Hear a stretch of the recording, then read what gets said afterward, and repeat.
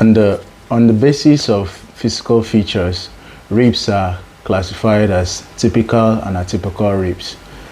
For the typical ribs are from the third rib to the ninth rib, while atypical ribs are rib 1, rib 2, rib 10, 11, and rib 12.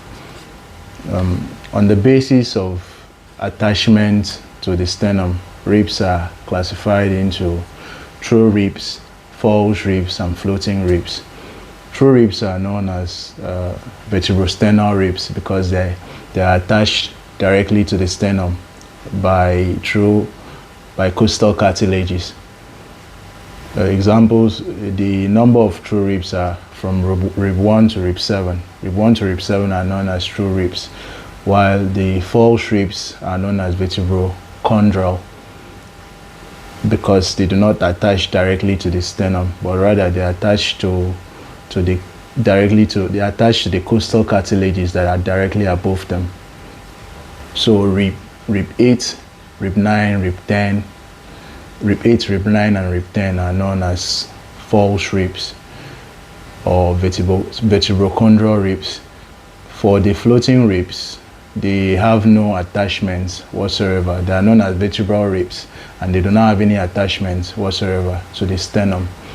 So there are two floating ribs, which are rib 11 and rib 12, are known as the floating ribs. For a typical rib, that is the third rib to the ninth rib, they have four parts basically: the head, the neck, the tubercle, and the body, where we have the costal angle.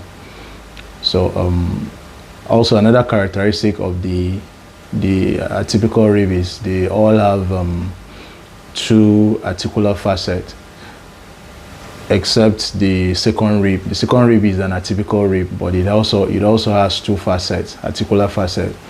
So this is an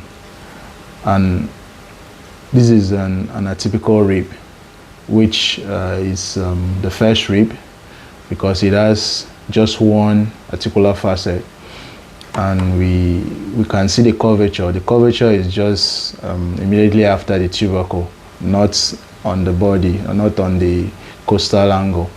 Curvature is just immediately after the tubercle, and the tubercle articulates directly with the transverse process of the corresponding vertebra. So if this is rib 1, it means it's going to the tubercle is going to articulate directly with the transverse process of the first thoracic vertebra, that's T1.